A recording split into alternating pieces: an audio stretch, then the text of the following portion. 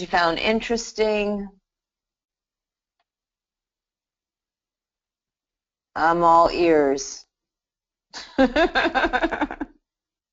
Well, I found it interesting that I made it through all of the videos for week 2. All So I'm proud of right. myself on that one. Hey. Hey. Well, I hope it wasn't something that you had to struggle to get through, Joe. I was hoping it was a little more fun. Oh, I loved it. I loved it. It's just been slammed this week. So, Yeah, December's a full time, sure. yep. So this week, right, week 2 is the meta pattern, where I focus on a lot of the meta pattern.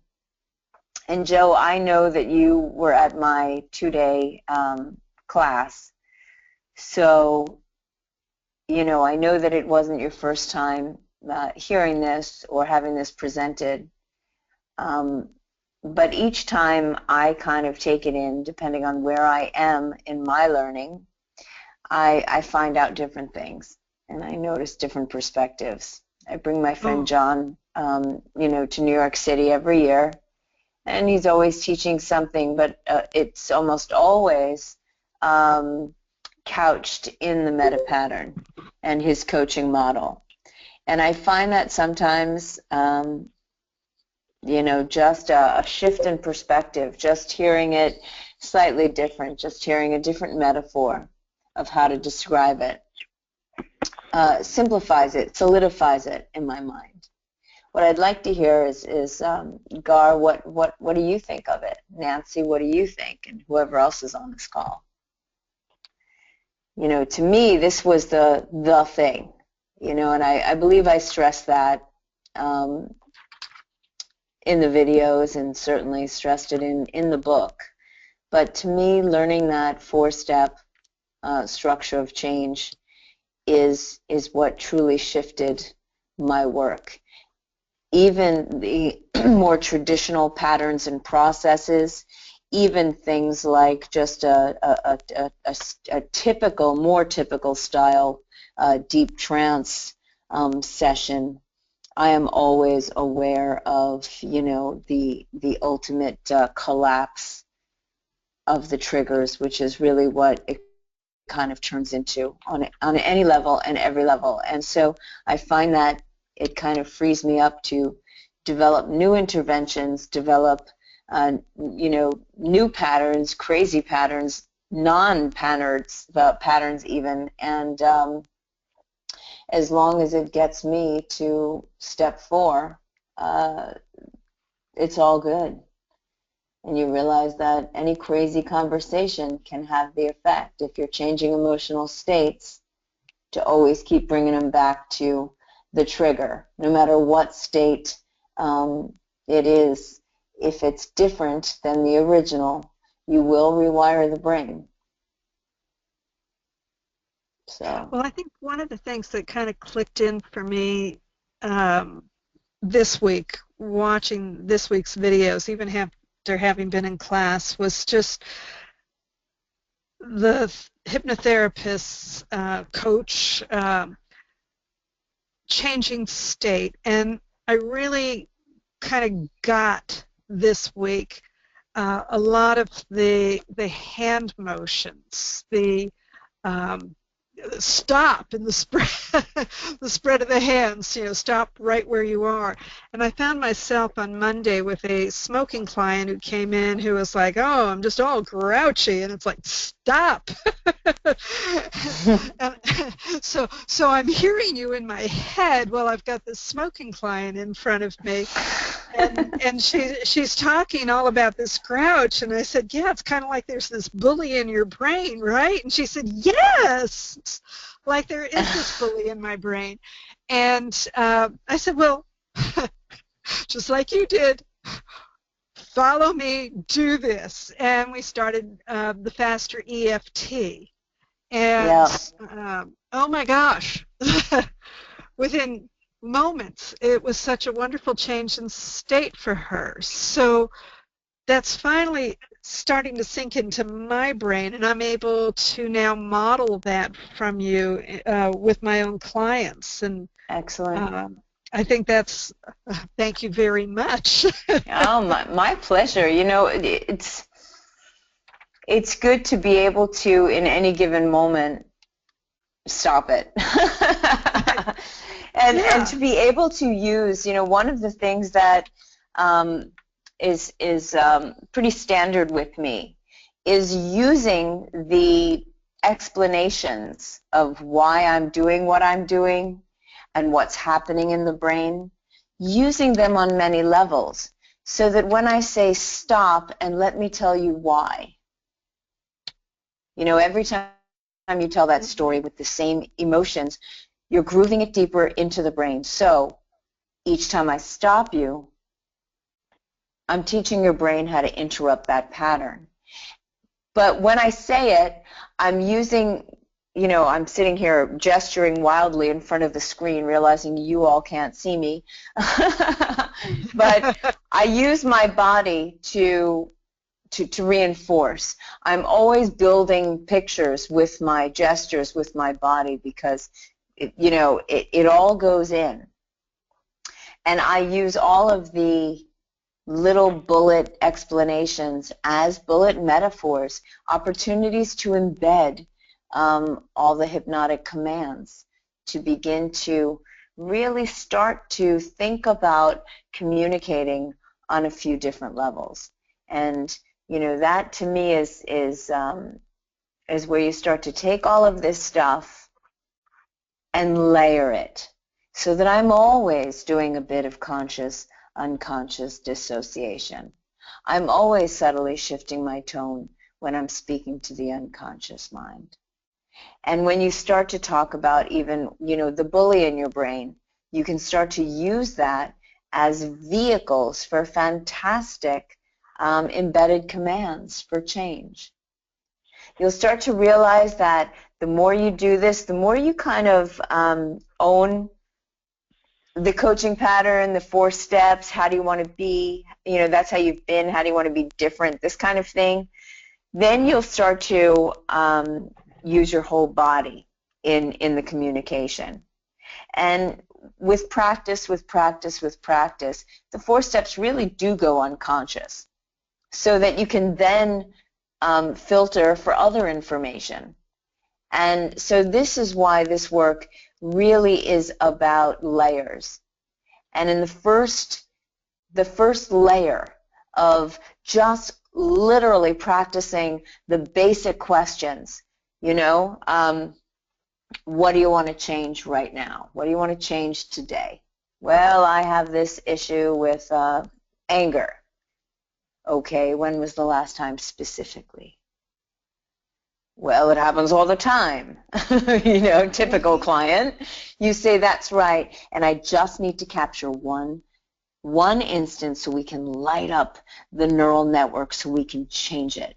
So even that is embedding, you know, this idea, is building expectation, is giving the conscious mind buy-in, you know, something to hang on. Oh, okay, this is what we're doing. And this is why I need to reduce it down to one instance. You know, if you could see me, I gesture outward when I say I know it happens all the time, and then I come in and kind of pinch down with my fingers to say, and so we just need one example. So you're kind of acknowledging that, yes, this is a big deal for you, I get it. It's not just one instance or another instance, it's that it's all the time. That's what makes it a big deal for them. So you need to kind of let them know you're hearing that. But then to say, you know, when was the last time specifically, and switch to, okay, so you're there now, what's happening? And switch from the past to the present. It's going to start to go unconscious for you guys. You're just going to start to do this enough where you don't have to think about these things. It's just loaded into the questions. And how do you, you know, as soon as you see it, you're going to start to really filter for the state changes that you were just talking about. You're going to notice when they hit the trigger, when they hit the moment where their face changes, their body changes, their voice will hitch a little bit, so that you can really start to fine-tune your filtering of unconscious information, of nonverbal information. And then it's all about a copy and a paste, right? I know I need to copy some good stuff, and I need to paste it to the, to exactly where this thing gets triggered and goes unconscious. And to me, this is the biggest pattern of all. It is the, underneath everything, or should be. It's underneath everything that works, put it that way. So how about the rest of you? Anyone have any questions? I mean, to me, this is the big piece. This is the big chunk. Everything else is gravy. Dressing. Novelty to keep dopamine flowing, and to keep your own dopamine flowing and your clients.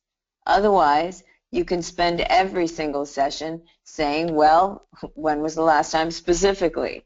And you can be using this pattern. It'll take care of most things. My friend John, this is what he does. He does all his coaching over the phone, and he uses essentially this pattern.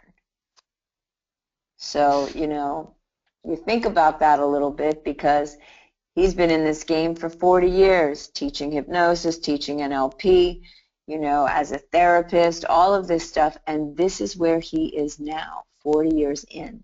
So just let that sink in for a moment.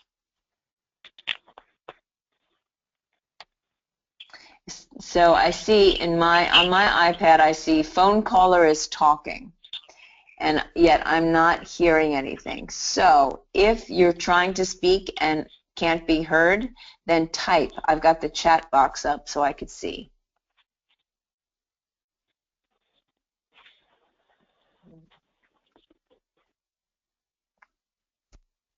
This is Stephanie. Can you hear me? Hello, Stephanie. Hi. Sorry, I might have unmuted my mic. No worries. Oh, you heard me. Sorry. Ah, so that's what I heard. Okay. I'll mute it. Don't worry about it.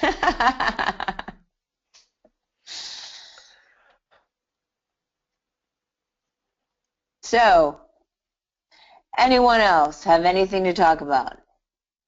Because you know me, I can just keep talking. Go ahead, Gar. I just wondered about what you were just talking about. Are there any exceptions to, the way you do the pattern interrupt stop? How do you balance that with the client's need to be heard?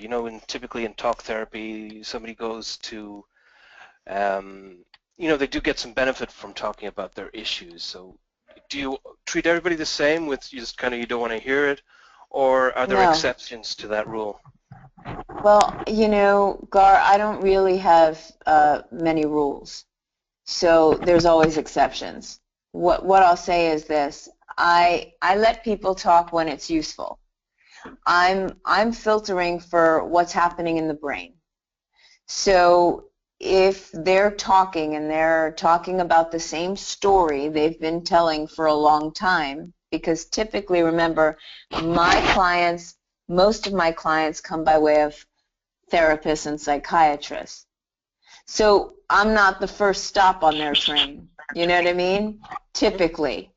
When I do get someone, who comes in cold, if you know what I mean, who comes in without being in therapy for 30 years, and I feel like I'm the first person they're telling the story to, then I let them tell the story. What I try and do is create, even if it's indirect, a subtle dissociation if they're going to tell a longer story.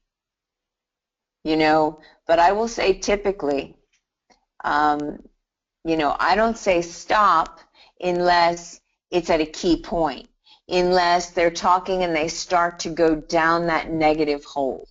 Then it's stop.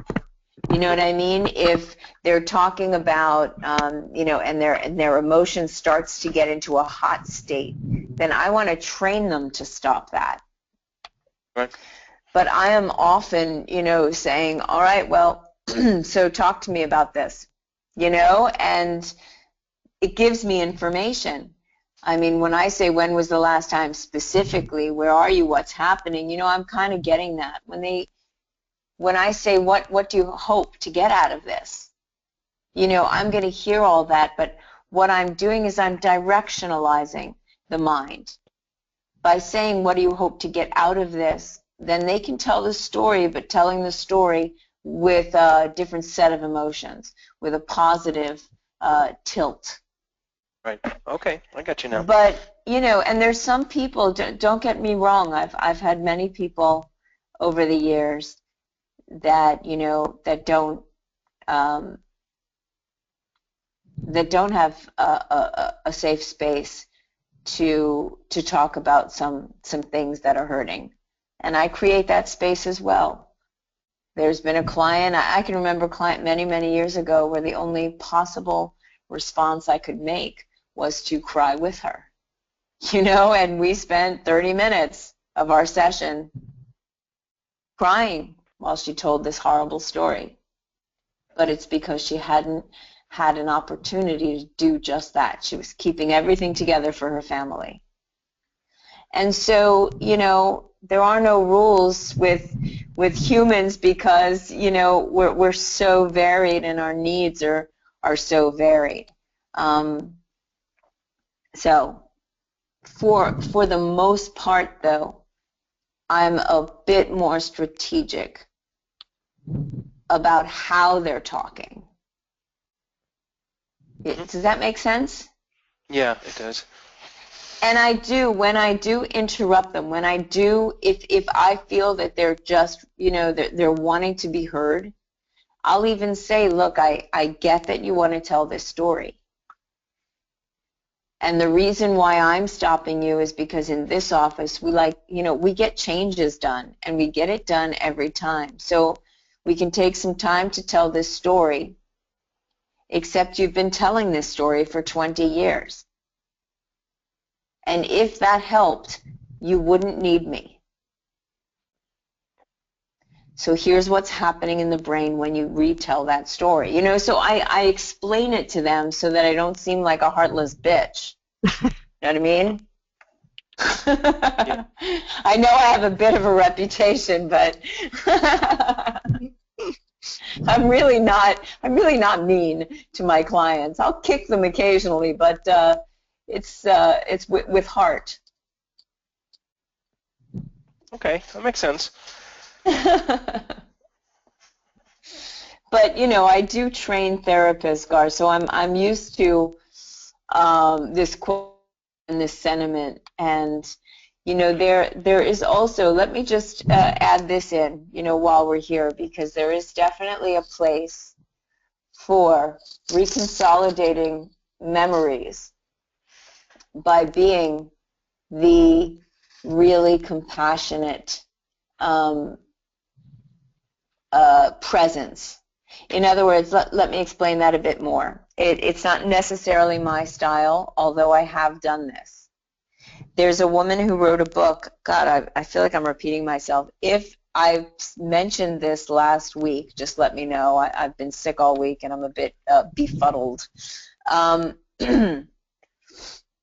There's a woman who wrote a book called Being a Brainwise Therapist. And her name is Bonnie, and her last name starts with a B, and God help me, I can't think of it. But if you Google Being a Brainwise Therapist, you'll see her name, and she's quite a wonderful woman. And she says that because she's a psychotherapist, and she comes from the Dan Siegel kind of camp, the guy who wrote Mindsight. So, you know what I mean? Neuropsychology, that kind of guy.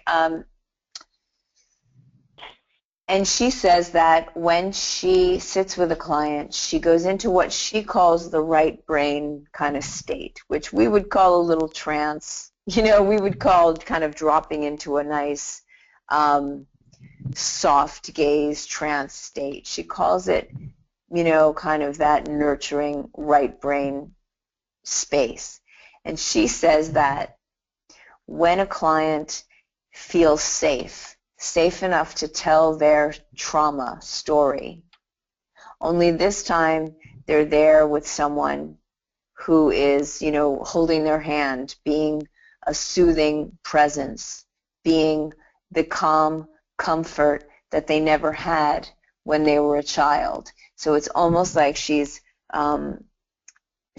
that this story then gets reconsolidated into the brain with this added piece of emotional support, right? Because each time we recall it, we lift it out of the brain, and then it gets reconsolidated back into the brain with the new emotional tone. And so she feels that she's helping integration happen by being, yes, thank you, Stephanie, Bonnie Badenoch. I have no idea how to say that. So she feels that you can listen in a way that she feels can actually change people's kind of early onset attachment theory. That if these things get reconsolidated with a supportive, caring, patient, and listening individual, that too can help. So there's something to be said for that as well. Yeah, so, I think sometimes people just want to hear.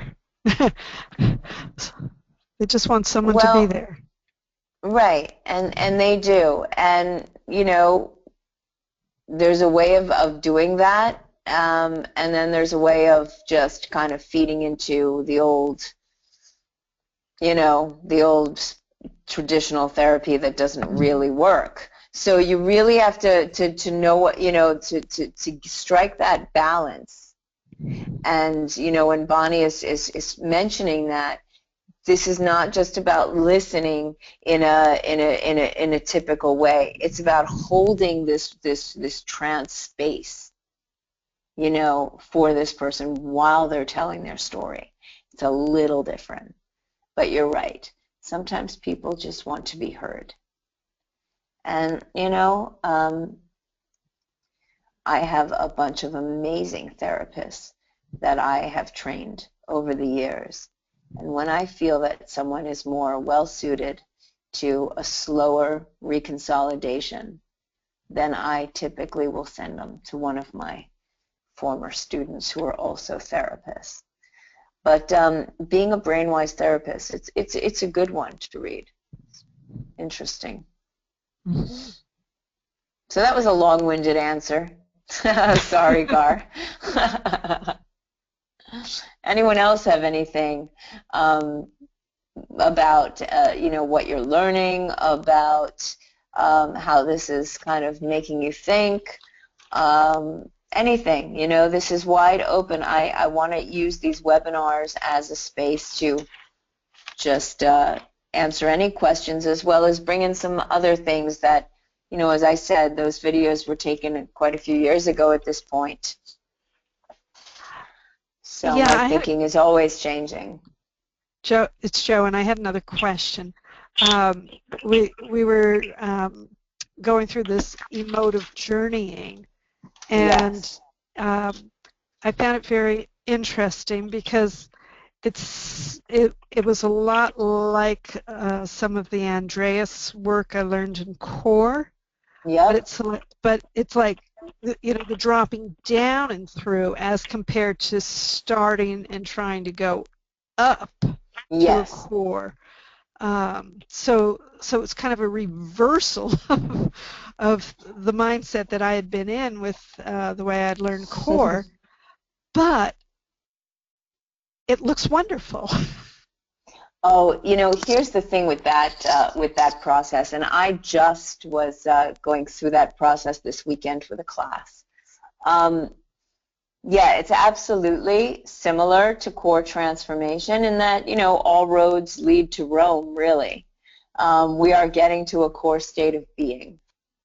And this one is absolutely more emotional and much less cognitive, the way that I do it. And so it's a little strategic in that I think I told you in the videos, I got it from reading a book called The Journey. And as is true for me in my learning, as soon as I read something, the next day I'm trying it in my office. But of course I jump in without actually realizing that I don't remember what she did. I have this basic idea in my head. So the streamlined version was, kind of, it just happened by me, saying drop right to the center of that and then thinking in my mind, oh shit, what else? Okay, drop through it. That was the only thing I can remember, that she got to a core state and all she did was drop through it. When I went back and looked at what she did in her book, I realized there was a hell of a lot more to it. There was, what does this remind you of? If any memories come up. I mean, it was a lot more involved. But I had been playing the whole day with, turning this into a deep kind of trance process. It really involves an emotional trance. And I like the metaphor. But more importantly, this one is really awesome for people who are really afraid to feel these things and have been taking such great pains to avoid these feelings. Drugs or, drink or food, anything that's going to take their attention away from the emotions. And so I find that there's many layers to this, and every pun intended, which is not only do you teach them by experience and example that it's not only safe, that you can feel this and survive, which is all the brain cares about. The brain needs to learn the lesson. I felt this and I survived. And that's kind of what matters. Not were you comfortable, not, were you happy. The brain, did I survive when it comes to the fear things, right? So Right. There's not only, yes, I've done this and I've survived, but not only did I survive, I thrived. I got to this amazing core state. And I kind of like to say, it's as if we put masks, one mask on top of another mask, and we forget that they're masks. And that, deep down, this is who you really are. And so it's a great, metaphor within a metaphor. And what's funny is, it really is the meta pattern inside the meta pattern. It's kind of funny. So I love that one, and the truth is, it's not that impressive on paper. You know how there's things that are just not impressive on paper, just like there's clothes that don't look good on the hanger. You just know you got to see it on. Well, this one you really have to see on. And I'm just going to say, play with it. Client comes in, they're going to say, I have this fear. Just say, where is it in your body? And that will just lead you in. Close your eyes and drop right to the center of it. And this can happen at anywhere from the first 2 minutes they walk in to even in your trance chair. So yeah, play with that one. Mm-hmm. So anyone else?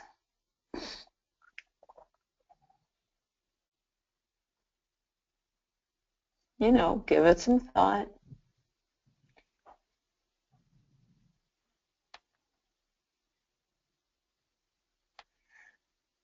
Now, I know that there's a few people who only watch the replay.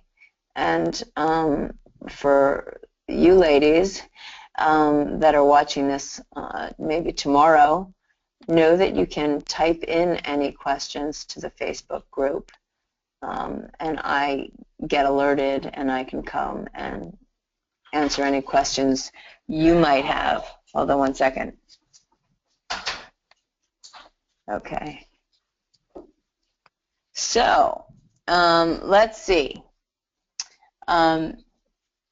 Oh, Joe, I'm sorry, I realized you started with saying how like core transformations it is. I recently had Michael Watson here in New York, and we had a lot of fun, and he was doing core transformations for some of my students. And, you know, there's something to be said for the, you know, the different processes involved and the kind of parental line, and that's very empowering. And I realized, you know, the way Michael was doing it, that there were definitely some differences. But, yeah, this is like the really, you know, cut right to the chase. Kind of the real difference is this one is purely emotional. That's why when you say, what do you feel underneath, and not what do you see underneath, what do you think underneath, but what do you feel underneath, it really keeps it kinesthetic. It really keeps it emotional in nature. When you're working this process with a client, Melissa, are they answering in a few words generally, or are they going into a story also with what they're feeling underneath? Usually it's just the label of the emotion.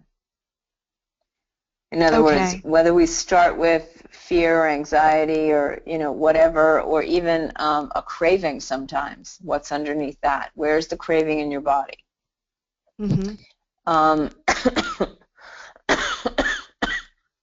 Sorry about that. So they'll say fear, and then I'll say drop through it. What's underneath it? It's frustration. Okay, allow yourself to feel that frustration. Feel it only as much as, you know, occasionally I'll get more of a story. Occasionally people will tell me what they're seeing, you know, and so the emotion kind of comes across as its own metaphor. But typically it's a list of emotions I'm getting. Okay. So it's really a very brief thing, not a story that's coming. Oh, yeah, not a story at all, no. Yeah. Because once again, you know, this is kind of emotional, almost primal. And story is, you know, bringing in the prefrontal cortex for the most part. And so this is not necessarily what I'm doing, although I am in having them label it. You know, we're balancing that, but too much story would tip the scale of that balance. Does that make sense? Yeah, it does. All right, good. So, Gar, are you still here? Yeah, I am. Yeah, I was just Googling something you mentioned. Okay, good. What'd you find out? Yeah. I was curious. You mentioned something in the last live class, Erickson's interspersal technique. Yeah. And I think that showed up in the quiz too, so I wasn't sure what it was. I didn't want to interrupt you. No, you can always interrupt. Yeah, just from, it seems to be just about using tone on certain words to emphasize them. Is that the basics, or is there more to it? That's the basics. One of the things that I'm going to tell you to Google is one that's been, you know, that's almost famous is the tomato plant. Now, unfortunately, people kind of miss the point, and they call it the tomato plant induction, as if anyone else could use this on anyone else, missing the entire point of Milton Erickson's work, which is about utilization of the person in front of you. And so the story is critiqued in Bandler and Grinder's The Patterns of Milton H. Erickson. And it's a good book to get. But if you just Google the tomato plant and Erickson, you're going to see a great example where, you know, he's suffering I think he's got mouth cancer, in a lot of pain, can't eat or drink, just in excruciating pain, but doesn't want hypnosis. So he just sits down and he starts talking to him. He knows this guy is, maybe he's a farmer or a florist, something like that. And he starts to say, I wonder what a tomato plant would do. Like, you have to really read it to get the beauty of it, how he just intersperses, presupposition and soothing words, comfort. If the plant drinks easily the sunshine, and he just starts talking basically, nonsensical about growing a tomato plant. And at a certain point, almost finishes, and the guy writes, because he can't speak, he has mouth cancer, he writes on his little pad, "Keep talking," because it was helping. And so was able to really put this guy out of pain. And it's a great story, but it's very typical of Erickson. Well, one other kind of famous, there's so many, of his interspersal is when his secretary, who was a little wary of hypnosis, had a bad headache. And so he wasn't going to say, well, shall I hypnotize you and help you with your headache? But what he did was, he said, I need you to take dictation. And so then as she's taking dictation and he's, writing this report or letter, he keeps embedding all of these different suggestions for comfort and for letting go. And so, of course, she gets rid of her headache. And the story goes that when she, when someone on the floor has a headache, she says, go take dictation from Dr. Erickson. So that's what I mean by his interspersal method. It is what Erickson is known for, which is the tonal shifts, the storytelling. There was many layers to a story. It was, the meaning behind the story, the presuppositions inherent in the story, and then the embedded commands put into the story. And that's kind of what I'm also talking about when I said earlier that you're going to start to think of even just asking those 4 questions, and even just your explanations of what you're doing and what the brain is doing, and you're going to start to use them to embed things that this is how you can change. So even the questions of, what do you want to change today? There's many ways to subtly emphasize either you want to change or change today. You want to change today. There's so many ways you can say that, That's how you've been. How do you want to be different? Right? So that's what I meant by that. I'm sorry I didn't make that clearer on the videos. Did I answer you? You did, yeah, very nicely, thank you. Sure. You gotta love Google, except when you don't.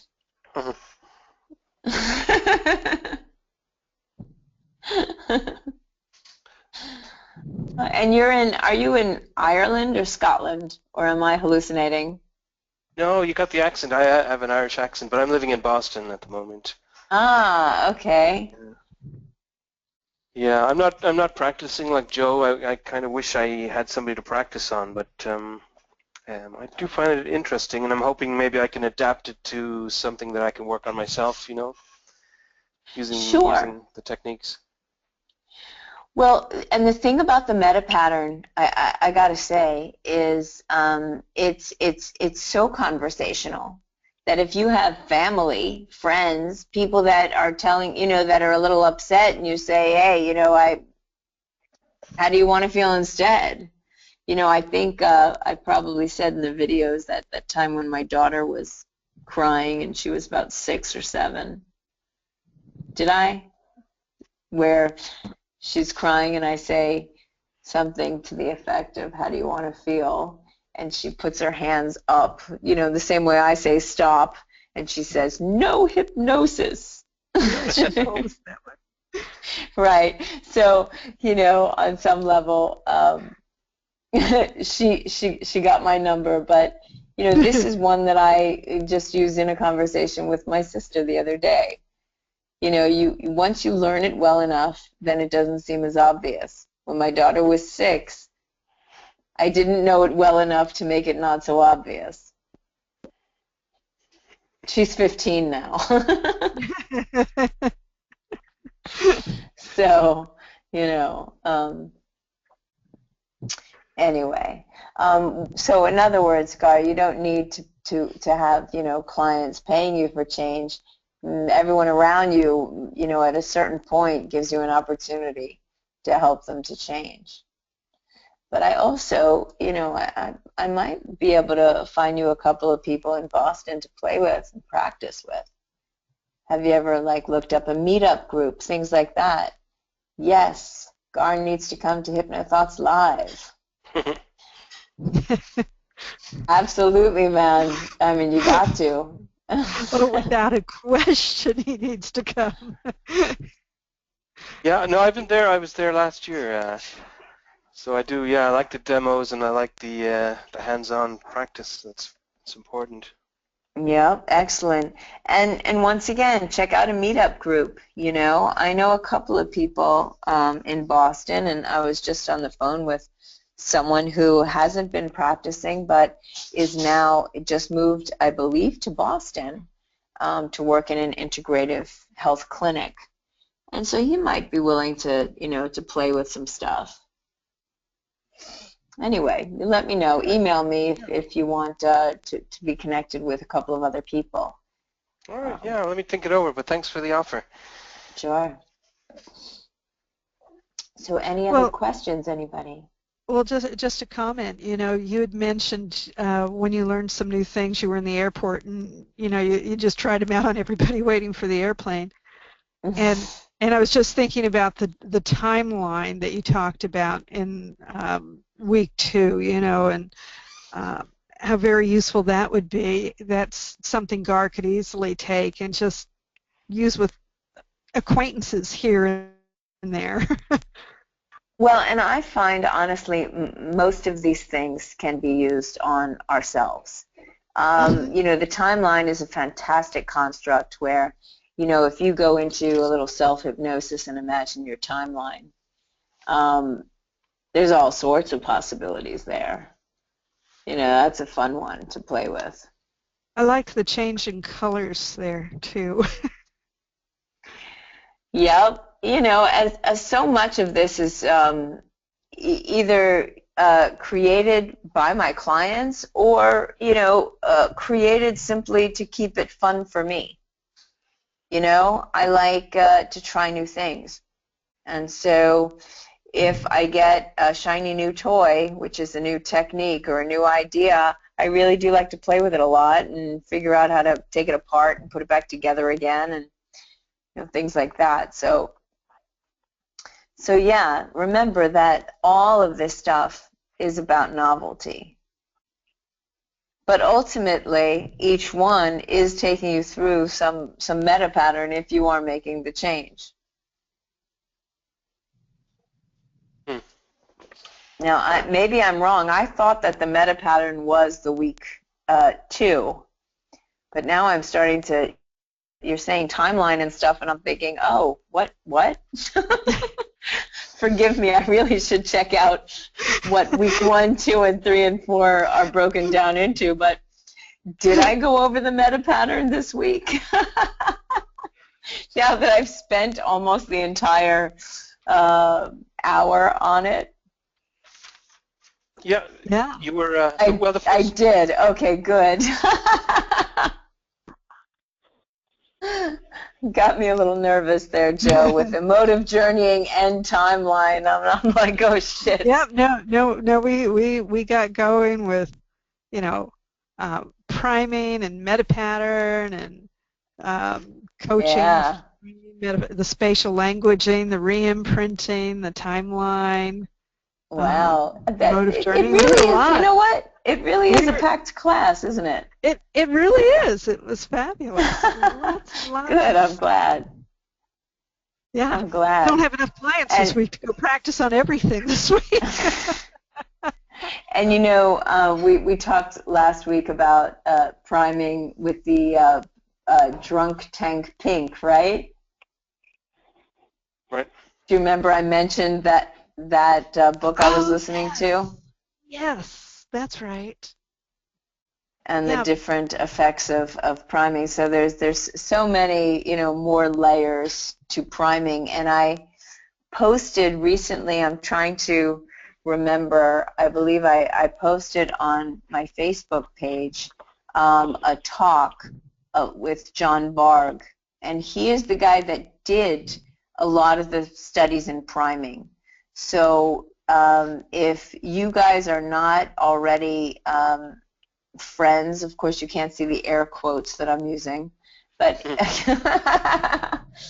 then friend me on Facebook, and you know, I can, or you know what I could do? I could post it to this HPTI Facebook page. Oh, That's that'd be actually a great. good idea, and this way I can post a few things that might flesh it out a bit more. Yeah, I'll do that. That'll be good. So we've got about 8 minutes. Anything else you guys want to talk about?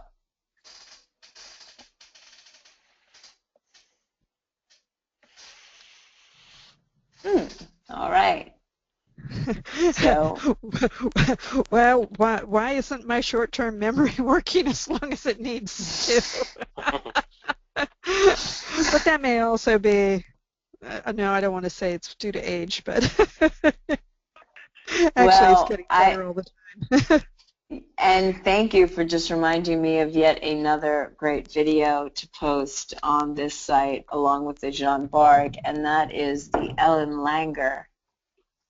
Did I discuss her at all in these videos? She wrote Counterclockwise, That and doesn't sound she familiar. is, oh my God, she's one of my freaking heroes, this lady. She was at Harvard, and she was one of the first women, you know, researchers to do some really awesome stuff in psychology. And she's the one that took the old people out, you know, upstate in a home and had them, she kind of recreated, I think it was 1954 or 52, where all the magazines, Walter Cronkite, all of that, everything was from that year, and that they had to fully pretend that it was that year all over again. Now, these are people that, you know, were using walkers and, you know, were ages, I think they were ages possibly 80 to 90. I could be mistaken there. But they arrived in walkers, and after just a few days of pretending it was 1954, Ellen Langer reports that they look so different. She brought in a team of doctors to test certain things. Eyesight, the DHE levels in their blood, everything was starting to shift. And by the end of the week, they were playing touch football. Oh my So, gosh. oh my God. So when this came out, she did not publish all of these details because she thought she would be laughed out of Harvard. It was too unbelievable what happened. So she didn't publish. You know, she's a smart lady in that, you know, she was able to, you know, say, you know, have a career that where she did amazing research studies. Anyway, I'm going to post her video too because she is one of my favorites, and she did so many pivotal studies. There's another study, just quickly talking about, you brought up age, Joe. Yes, I did. All I need is just one word, and I can go off on a riff because I got way too much stuff in my head. There's another great study on age where there was this tribe in, and I forget where, oh my God, I think the researcher was Dr. Lee. And it was, I actually have it written down somewhere, but basically they were known for their skill as runners. Like they were the runners that would take messages from one tribe to another. And it was believed, fully believed, in this society, in this culture, that as you aged, you got faster. So, you know, their 18-year-olds could run really fast, but they couldn't run half as fast as the 25-year-olds, who couldn't run half as fast as the 35-year-olds, who were really outrun by the 45-year-olds, way up until the 70s, who were the fastest runners. Is that fucking crazy? Oh my goodness. Anyway, there's lots of cool things like that. It's about, you know, what do you believe? And where is your mind? So anyway, I just figured I'd address your age comment. It's all hypnosis, honey. So you might as well use it in a better way. And we're all guilty of it too. Every single one of us. It's just that Medicare birthday coming, you know, so. Oh boy. But I've decided the Medicare birthday signals adventure travel this year, so. Hell yeah. You know, I'm really good at linking things, always linking positive things to different steps. And when my daughter gets out of high school in 2 years, I'll be, I guess 2 years, I'll be 51. I'm excited because I know that I'm going to be traveling every single winter. I'm going to spend on a different island because I'm in New York City. Oh yeah. In New York City, we know these winters, well, except this one, of course, typically are brutal. And so my thing is, instead of like, oh no, my daughter's going to college, you know, like that whole empty nest thing, I'm like, oh no, I can't wait, to the point where I'm almost thinking, hell, she doesn't need me here all winter. I can start this year. Well, we'll spend a lovely time in the winter up at Acadia in Maine, and the beauty of it with 3 feet of snow is absolutely spectacular. It's good to look at for a day or two, I'm sure. All right, guys. So